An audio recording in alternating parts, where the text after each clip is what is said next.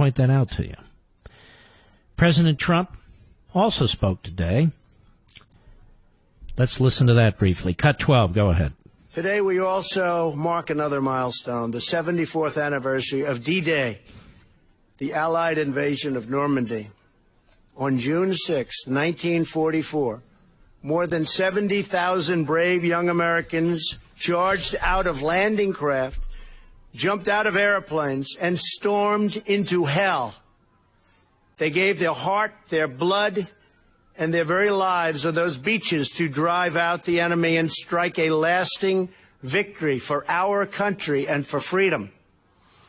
In every generation, there have been heroes like them, patriots who answer the call to serve, who do whatever it takes, wherever and whenever we need them, to defend America. They put everything on the line for us, and when they come home, we must do everything that we can possibly do for them, and that's what we're doing.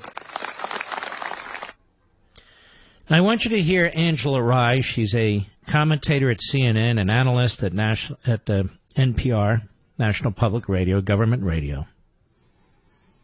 She's treated like a serious journalist, and she's not. She's a left-wing hack. But listen to this. Cut 10, go. The Eagles didn't volunteer not to go. They uninvited the Eagles. That's the issue. This is all about his ego, and we're going to now end up in a midterm where we're talking about the national anthem. The national anthem is problematic in and of itself. There's a second verse that Colin Kaepernick brought attention to that has yet to be discussed on broad platforms. In addition to that, people have every right to go through the practices of practicing free speech. So you hear this. And then you remember what happened in Normandy. Angela Rye hasn't sweat 2 seconds for this country. Not 2 seconds. She hasn't sacrificed a thing. She's a beneficiary of what those men did, and men before them, and men since, and women too. A beneficiary. Angry, petulant. And yet she pretends she's authoritative. She's a dimwit. And then Joe Scarborough never misses an opportunity. So he uses the 74th anniversary of D-Day to trash the President of the United States. He is a sleazeball, Scarborough. Absolute sleazeball. There's no depth to which this man will not sink. Cut 11, go.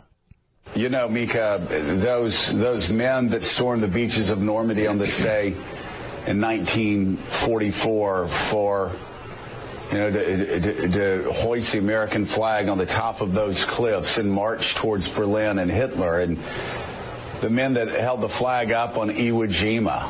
And you know, Joe, my grandfather was there on Iwo Jima. And I'm pretty sure I could say, he's not with us any longer, my mother's father, that he would find you to be as loathsome as they come. And I suspect he would have voted for Donald Trump for President of the United States. Go ahead.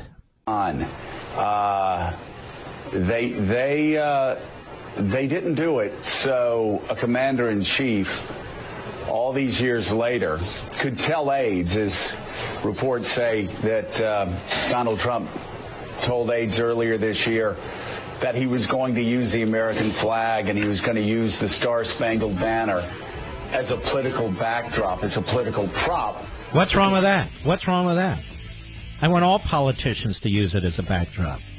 I want all football players to use it as a backdrop. I want all NBA players to use it as a backdrop. I want all Americans to use it as a backdrop. Maybe you might use it as a backdrop right there on the set of MSLSD, although I doubt it. I'll be right back.